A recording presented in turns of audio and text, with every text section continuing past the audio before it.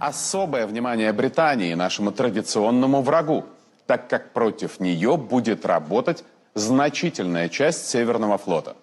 Под удар Вашингтон ставит не только Лондон, но и Манчестер, Бирмингем, крупнейшую военно-морскую базу Девонпорт, Клайд в Шотландии, где король хранит ядерные ракеты «Трайдент», Портсмут и Чатамскую верфь в графстве Кент.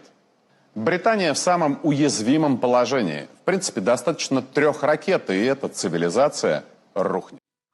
En fin, tranquilizadoras palabras. Ina Finogénova, adelante. Vamos, Xavi. ¿A qué me invitan? El análisis internacional de Ina Afinogénova.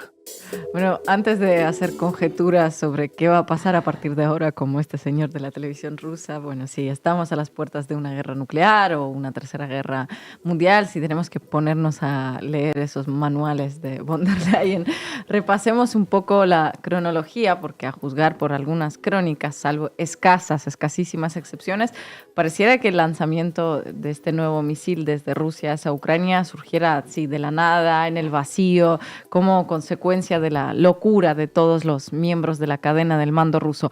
No hace falta remontarnos tampoco a acontecimientos de hace 1 año, ni 2, ni 3, luego de que todas las posibilidades de un armisticio se viesen frustradas por diversos motivos, llegó agosto y la incursión, como se le suele llamar a esto, de las tropas ucranianas en la región rusa de Kursk.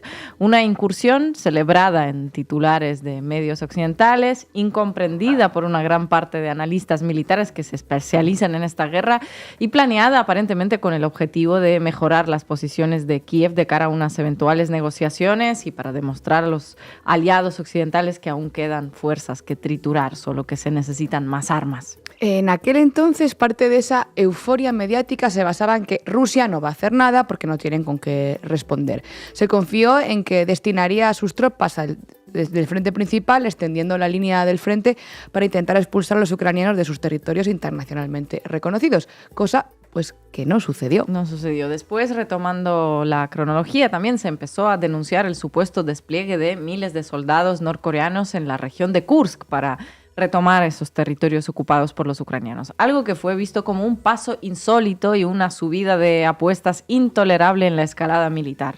Intolerable. Solo se toleran mercenarios colombianos del otro lado. Otros, no. Finalmente, otro hito en esta cronología, las semanas de solicitudes de Zelensky y una vez pasadas las elecciones estadounidenses, Joe Biden aprobando ese uso de misiles ATACMS contra territorios rusos. Oficialmente en respuesta a la presencia de esos casi 10.000 soldados norcoreanos. A ello le siguieron los permisos de Reino Unido y Francia para usar los Storm Shadows y los Scalp, respectivamente, y los primeros ataques contra Briansk y Kursk, que no tardaron en llegar. En la base hemos estado siguiendo cada escalada en todo este proceso, por si quieren refrescar la memoria. El País describía el permiso de Biden para usar ATACMS contra Rusia así. Esta decisión no es una contribución a la escalada, sino la respuesta a la insólita participación de tropas norcoreanas. Esto decía El País en un editorial con un no menos insólito título: Biden señala el camino. Claro, si Biden, que se pierde entre 2 sillas, ahora señala el camino, pues no quiero yo saber cuál va a ser el destino final del caminito. Más allá de que el mensaje parece muy claro. Todo misil de la OTAN que vuela desde Ucrania hacia Rusia no es contribución a la escalada, no es contribución a la paz y a la felicidad en el mundo. Los misiles antitanque, las minas antipersona, los tanques Leopard, los sistemas Patriot, todo aportes a la estabilidad y a la felicidad mundial. Exacto, no se confundan. Estas contribuciones a la paz, desde la incursión ucraniana en Kursk hasta la luz verde dada a atacar Rusia con misiles de la OTAN, motivaron a Putin a hacer su propia contribución a la paz, que es como se presenta en Rusia también. Llegó el jueves en forma de prueba de este nuevo misil de rango intermedio, el Oreshnik, que tradujeron, como ya dijo Irene, como el avellano al español. Como veis, todos estamos en una espiral de contribuciones a la paz. El misil fue lanzado desde tierra, previo aviso a Washington, contra una fábrica construida en la era soviética en la ciudad de Dnipro, que según el medio ucraniano Strana producía misiles balísticos intercontinentales en los tiempos de la URSS. ¿Qué características tiene este misil? Cuéntanos, ¿por qué se habla tanto de él y por qué hay que tomárselo tan en serio? ¿Cuál es la diferencia entre este misil y todos los demás misiles que han destruido tantas infraestructuras y tantas vidas humanas en los últimos años? Bueno, no se sabía ni que existía este modelo. Nos enteramos por las declaraciones de Putin el jueves pasado. Las características exactas de este armamento están bajo secreto, pero a juzgar por algunas declaraciones se trata de un misil balístico de alta precisión de medio alcance de hasta 1.500 kilómetros, capaz de portar ojivas nucleares, aunque en este caso no iba cargado con ellas, evidentemente. ¿Cuál es el peligro? Que su velocidad, como ya dijo Irene, es 10 veces mayor que la del sonido y es capaz de burlar cualquier escudo antimisiles. Es decir, los sistemas antimisiles son incapaces de interceptarlo, lo que cambia todavía más la correlación de fuerzas. ¿Por qué hay que tomárselo en serio? Porque es la primera vez que Rusia lanza un misil desde tierra, no desde el aire ni desde un portaaviones. Eso significa que han fabricado una instalación que permite lanzar cohetes tierra-tierra de alcance medio. Se dijo en medios que se trataba de un misil intercontinental, lo cual es falso. Se habló del tamaño de la destrucción que causó en la fábrica contra la que fue lanzado, pero en realidad eso no es lo fundamental de este acontecimiento. Lo primordial aquí es que una instalación móvil terrestre que lanza misiles de rango intermedio capaces de volar a una velocidad de Mach 10 cambia el balance de fuerzas, no en este conflicto en particular, sino también en el mundo.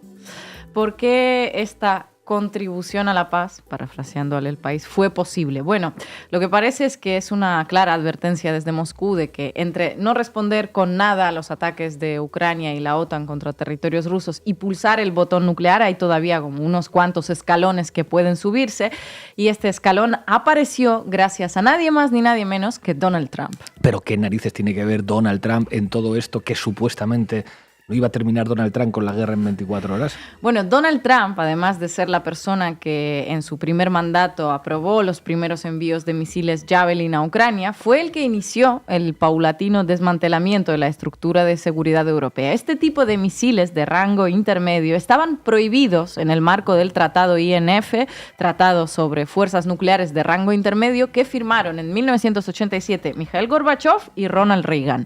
El tratado se firmó en un momento en el que entre la URSS y Estados Unidos se las ingeniaron para desplegar en Europa unas instalaciones armamentísticas sumamente desestabilizadoras. Se trataba de sistemas que eran capaces de propinar un ataque destructivo sin que el adversario tuviera siquiera tiempo para reaccionar. De manera que la firma de ese tratado a finales de los 80 fue un paso importantísimo en la estrategia de no proliferación entre la URSS y Estados Unidos. Eliminaron miles de misiles balísticos y de crucero nucleares o convencionales, de mediano y corto alcance, y centenares de instalaciones lanzamisiles, todo el equipamiento militar auxiliar, etcétera. Y todo eso estaba instalado en bases militares de Europa Occidental y en Europa Oriental, en los países bajo la influencia de la Unión Soviética. ¿Qué pasó después? Pues que el acuerdo permitía a cualquiera de las partes retirarse unilateralmente del mismo acuerdo previo aviso de solamente 6 meses. Y en los años 2000 se lo empezaron a cargar entre todos. Estados Unidos acusó a Rusia de probar misiles de rango intermedio que habrían violado las condiciones del tratado, al tiempo que instaló en Polonia y Rumanía unos sistemas lanzamisiles supuestamente contra Irán y contra Corea del Norte que, según Moscú, podrían ser usados para el lanzamiento de armamento prohibido, entre otros misiles Tomahawk que seguían usando las fuerzas navales de Estados Unidos.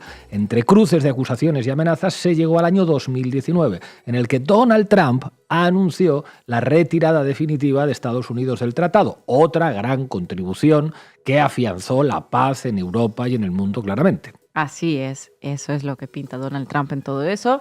Y Rusia contestó con la suya, claro, con su propia contribución, otra a la paz. En febrero de 2019, inmediatamente después de la retirada unilateral de Estados Unidos del tratado, Moscú advirtió que crearía lanzamisiles terrestres móviles en respuesta.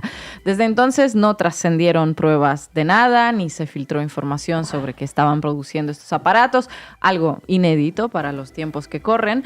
Ahora nos enteramos de que tiene potencial Rusia de despliegue de este tipo de armas, aunque según declaraciones de Putin pretende mantener su moratoria a un despliegue masivo. Asumimos que este sería como el siguiente paso que haría en respuesta a una nueva contribución a la paz por parte de Ucrania y la OTAN.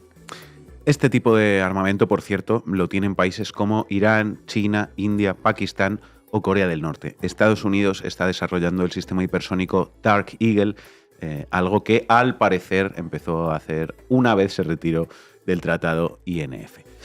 Vamos, que entre potencias globales y regionales se están encargando de que el mundo sea, ya sabéis, un lugar cada día un poquito mejor, mucho más seguro y pacífico. La pregunta es, ¿qué va a pasar a partir de ahora? ¿Habrá un despliegue del Avellano para amenazar a Ucrania y a toda Europa? ¿Habrá más ataques de ATACMS contra Rusia? ¿Entregará a Estados Unidos los complejos de defensa antimisiles THAAD que ya está pidiendo Zelensky y que se supone que son los únicos capaces de interceptar este tipo de misiles como el que lanzó Rusia? Si me preguntan, yo diría que creo que de momento la cosa se quedará en este escalón, el de duelo de misiles, ¿no? Como llamamos el programa. Ucrania parece estar interesadísima en empantanar lo máximo posible a Estados Unidos y a su administración entrante en esta guerra, pero Rusia aún tiene un abanico de contribuciones a la paz en respuesta que no pasan necesariamente por el botón nuclear, pero sí por una mayor destrucción de Ucrania. Dentro de Rusia hay gente que ya apuesta por un ataque nuclear, sí, pero de momento parece prevalecer la postura de los moderados, aquellos que temen un mayor aislamiento internacional de Rusia, al igual al que se sumen el sur global y China, sus principales aliados actualmente. De momento, a juzgar por las declaraciones y las publicaciones en prensa que trascienden la propaganda, parece que no habrá guerra nuclear. Seguirá la guerra convencional, mayores ataques contra infraestructuras energéticas ucranianas, más territorios ocupados, más pueblos destruidos y la permanente amenaza de que el conflicto escale a nivel nuclear. Para los señores de la guerra, que literalmente ganan dinero, Lindsey Graham hoy blanqueaba el esquema de enriquecimiento así como abiertamente. Todo esto está mejor que unas negociaciones, como decía Irene. Siempre ha sido así, nunca quisieron la paz para Ucrania. Quisieron a Ucrania para que les sirva de rayadora de acero inoxidable para rayar el potencial militar, industrial y económico ruso contra ella. De esto se trató siempre. Veremos si a Trump le conviene o no, mucho depende de ello, y veremos cómo llegamos a la fecha de su asunción como nuevo presidente, porque de aquí al 20 de enero, como decía Juan Antonio Sanz, pues pueden pasar todavía muchas cosas. Esperemos que no pasen tantas. Gracias, compañera. Ukraine is still standing. This war is about money. People don't talk much about it. But you know the richest country in all of Europe for rare earth minerals is Ukraine. $2 to $7 trillion worth of minerals that are rare earth minerals, very relevant to the 21st century. Ukraine's ready to do a deal with us, not the Russians. So it's in our interest to make sure that Russia doesn't take over the place. It's the breadbasket of really the developing world. 50% of all the food going to Africa comes out of Ukraine.